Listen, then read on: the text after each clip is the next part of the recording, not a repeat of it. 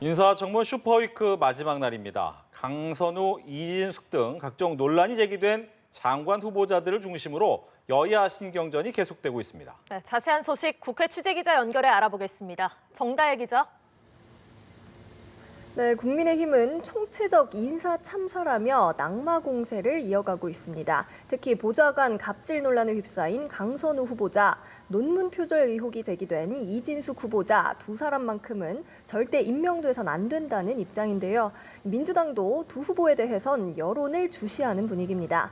다만 지도부는 당내 일각에서도 후보자 사퇴 요구가 나온 데 대해선 극히 일부의 이야기라며 지도부에선 얘기가 나온 적이 없다고 일축했습니다.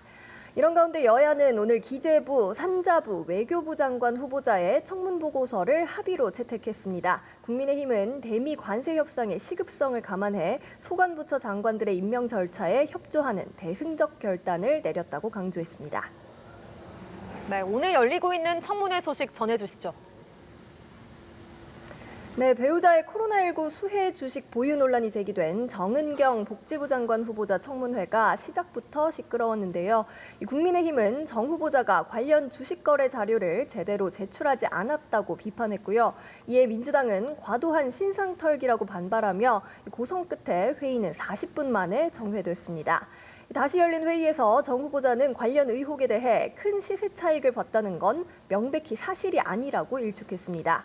코로나 수혜주로 지목된 주식은 이미 2018년 초에 다 매도해 코로나19와 상관이 없으며 또 다른 주정회사 주식의 경우 회사가 사업을 손세정제로 확장하는 걸 당시에는 알 수 없었다고 해명했습니다. 윤호중 행안부 장관 후보자 청문회에서는 후보자의 과거 음주운전과 배우자 종합소득세 누락 논란이 도마에 올랐습니다. 윤 후보자는 음주 전과에 진심으로 사과한다고 고개를 숙였고 이 소득세 누락에 대해서도 착오로 뒤늦게 납부했다며 포괄적으로 사과한다고 말했습니다. 각 당 상황도 알아보죠. 여야 모두 전당대회를 앞두고 있죠. 네, 민주당은 내일과 모레로 예정됐던 충청, 영남권 순회 경선 현장 행사를 취소하고 이를 온라인으로 대체하기로 했습니다. 전국적인 폭우 피해 상황을 고려한 건데요. 박찬대 후보는 당원들이 투표에 참여할 마음의 여유조차 없는 상황이라며 경선 일정을 아예 중단해달라고 요구했습니다. 반면 정청래 후보는 경선을 중단하면 혼란이 예상된다며 내일과 모레는 예정대로 하고 이후 경선은 몰아서 원샷으로 하자고 제안했습니다.